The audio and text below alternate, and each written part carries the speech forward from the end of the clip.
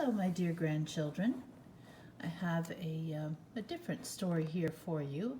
It's written by Shirley Hughes, but it's not about Alfie or Annie Rose. It's about another little girl and her family, and it's a Christmas story. And I know it's not Christmas yet, but I think Christmas is such a happy time. I like hearing Christmas stories almost at any time of the year. This one is called Angel May. May Morgan lived with her mom and dad and her big brother Frankie on the flats on the corner of Trotter Street. May's grandma lived nearby.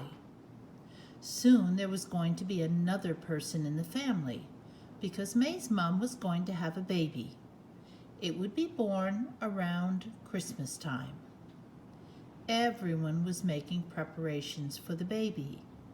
Grandma was knitting little coats and booties. Dad was decorating the small bedroom. He painted the walls a beautiful yellow.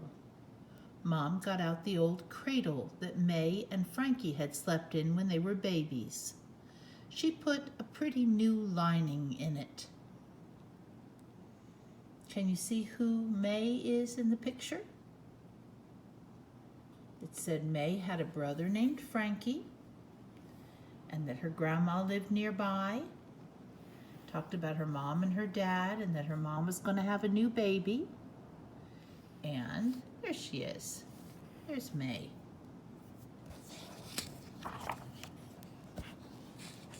Can you see her there? Imagine us being small enough to sleep in that, said Frankie. May tried sitting in the cradle. She could just fit if her knees were drawn up under her chin.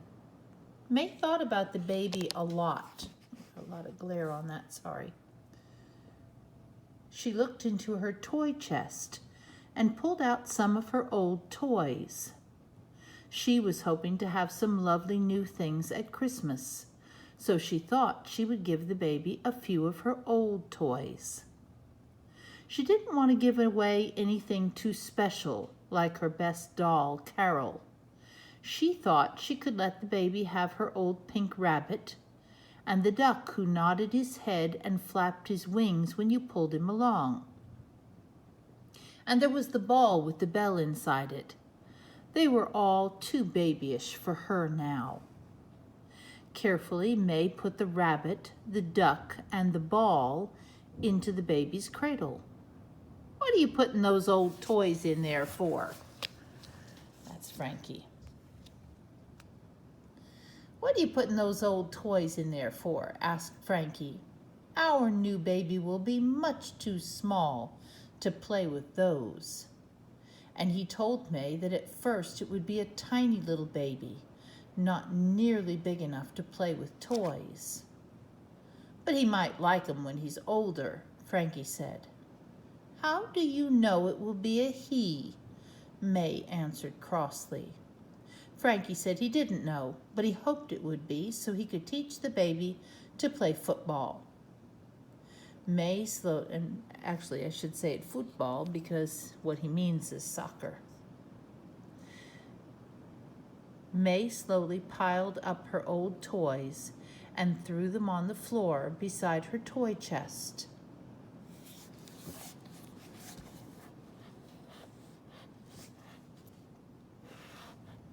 There, can you see that picture? The flat, that's another name for an apartment. The flat where May and Frankie lived was on the 3rd floor. There were a good many stairs because there wasn't a lift. An elevator is a lift. There wasn't an elevator. Mom got tired carrying up all the shopping. May got tired too. She wished she could be carried like a shopping bag. Carry me, she moaned, drooping on the banisters at the bottom step. But Mom couldn't carry May and the shopping. May was much too old to be carried anyway. After lunch, Mom sat down for a rest. Frankie put a cushion under her poor, tired feet. May moped about. She counted Mum's toes, 1, 2, 3, 4, up to 10. Then she started to tickle her feet. But Mum didn't want her feet tickled just then. She lay back and closed her eyes, but May knew she wasn't really asleep.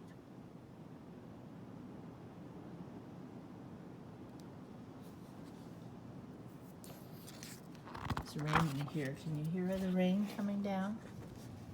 There's a lot of it. May went off to find Dad. He was getting ready to clean the car. He said that May could help if she liked, so together they went downstairs into the street. See them there working on the car? Dad gave May a rag so she could polish the hubcaps. May rubbed away until she could see her own face. It looked a bit funny. Have you ever done that with a grown-up? Have you ever helped to clean the car? It can be a fun job to do. Do you think our baby will be a boy or a girl? She asked. Nobody knows for sure, said Dad. But as there's you and Mum and Grandma in our family already, it would even things up if it was a boy, wouldn't it? He ruffled May's hair. You'd like to have a baby brother, wouldn't you, May? But May said nothing. She just went on polishing. At school, all the children were getting ready for Christmas. May's teacher, Mrs. Foster, helped them to make paper robins and lanterns to decorate the classroom. Then Mrs. Foster told everybody that they were going to act a play about baby Jesus being born. All the Trotter Street mums and dads would be invited to watch. That sounds like fun.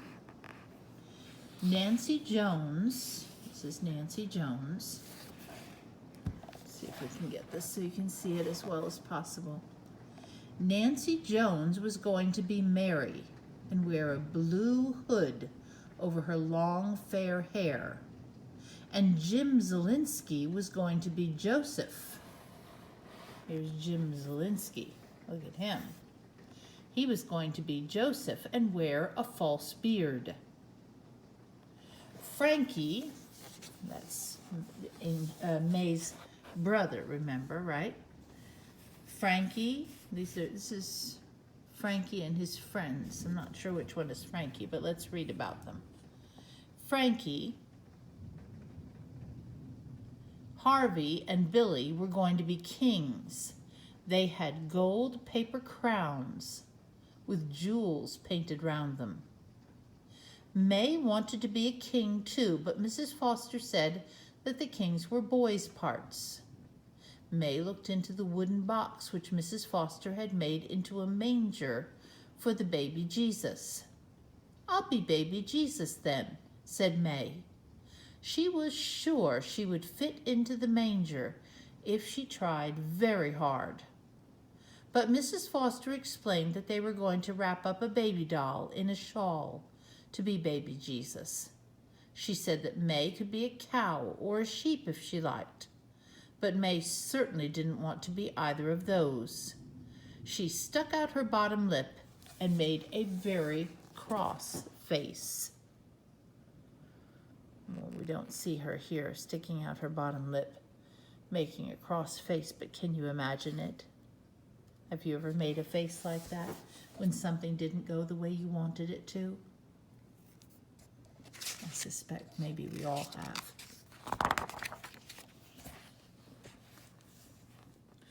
What about, see, that's not a cross face. There she looks very happy, doesn't she? Let's see why. What about being an angel? Asked Mrs. Foster. May didn't want to be an angel either. You could be the angel Gabriel, Mrs. Foster told her. That's a very special angel, a very important part. May thought about this, then she nodded her head. I'm going to be the angel gave you, she told Frankie later. Angel who? Said Frankie. Angel gave you. A very special angel, said May proudly. Is that what her teacher said?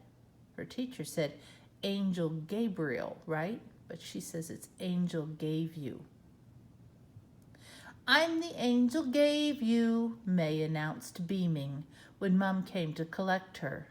Gave you, gave you, gave you, sang May as she bounced along ahead all the way home. Angel gave you, shouted May, hugging Dad round the waist when he came home from work. Gave me what? asked Dad. Just gave you. That's my name in the Christmas play, May explained. Will you come and see us in it? Frankie wanted to know. Dad said he wasn't sure, but he would try very hard.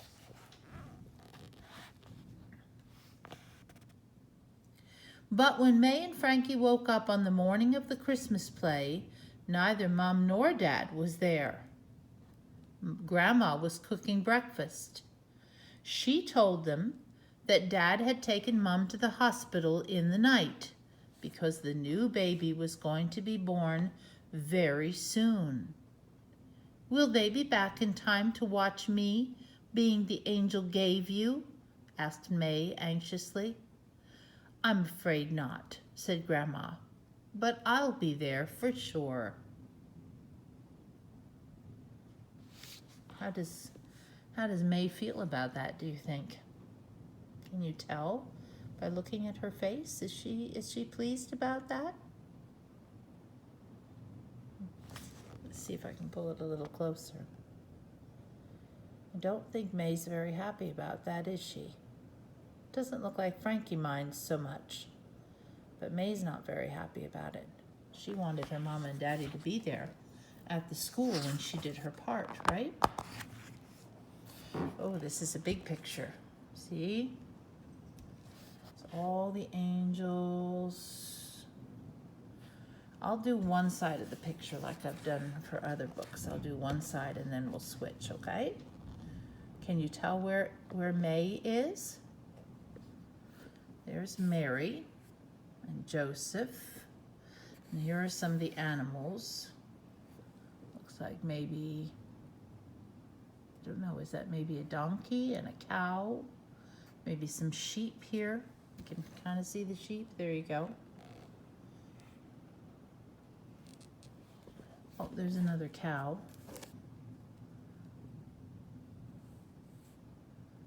I don't know what this one is supposed to be.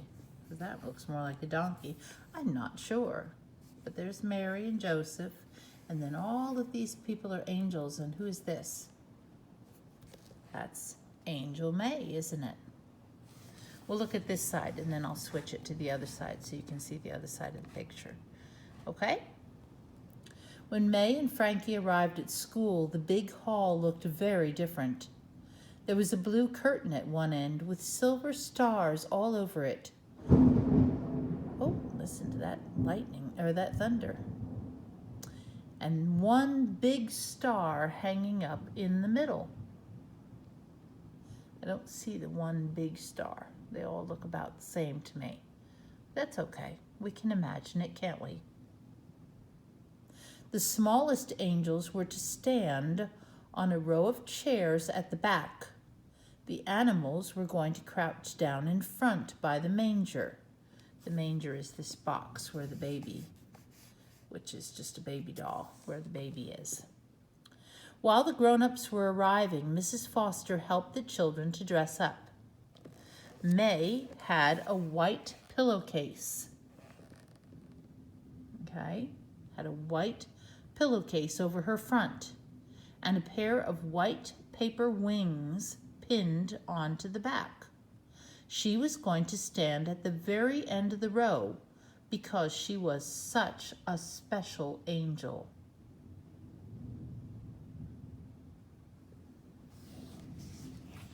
All right. So this is the other side of the picture. We can see more. These are the shepherds, and they're carrying their little sheep. and more angels. And then here are our kings. Oh, and there's one more animal. I don't know what that one's supposed to be. Maybe another sheep. I think all the sheep kind of look like that, although those are funny tails for sheep. Well, whatever they are, they all look like they're having fun, and it's a very nice Christmas play. From high up on her chair, May could see all around the room. She could see all the mums and dads. Grandma was sitting in the very front row, smiling and smiling. Then Mrs. Foster sat down at the piano, and all of the children began to sing. Away in a manger, no crib for a bed, the little Lord Jesus lay down his sweet head. I think that song could be sung much more nicely if I had a piano to start me out. I started much too low. I do like that song though. Anyway, Mary and Joseph sang, the angels sang, and the animals sang. The shepherds came in and knelt down on one side of the manger. Then the three kings came in carrying presents for baby Jesus. May sang very loudly.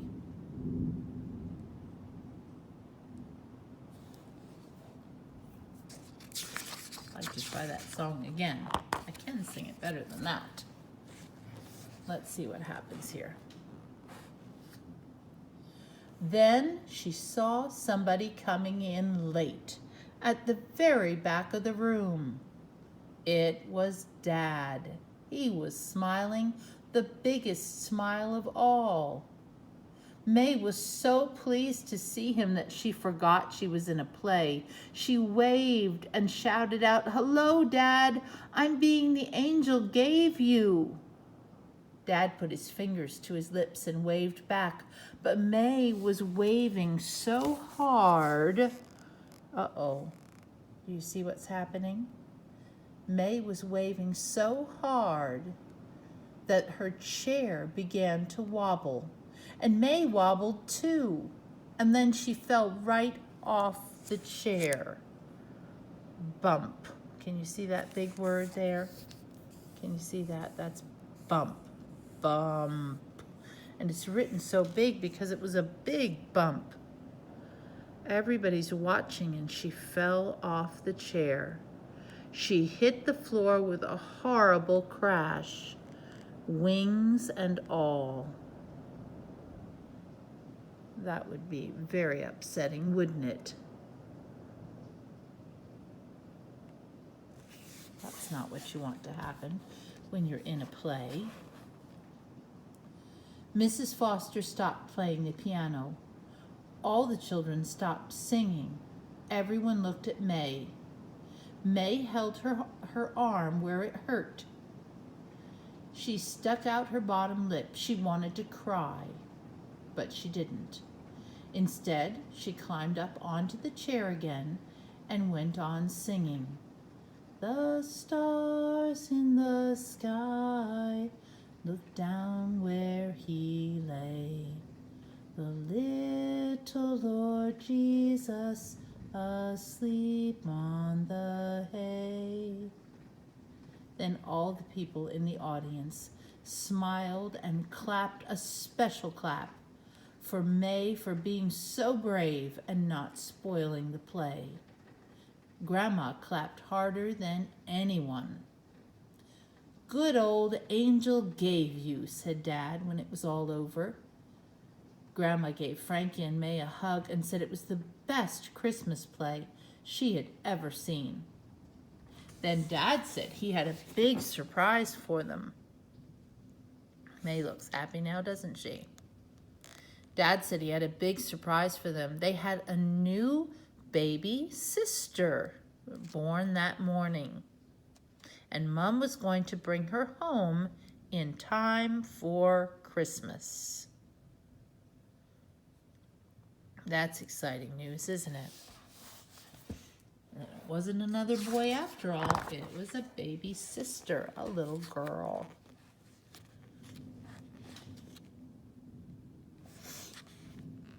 There they are at the hospital meeting the new baby.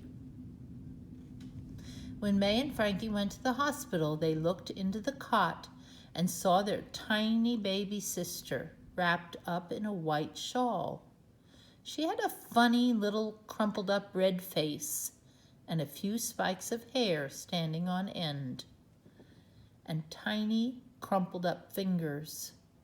May liked the way she looked, and she liked her nice baby smell.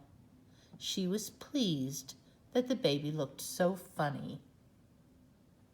You think the baby looks funny? Newborn babies sometimes do look a little funny. But everybody's happy to meet their new member of the family, aren't they? It's exciting when a family grows like that.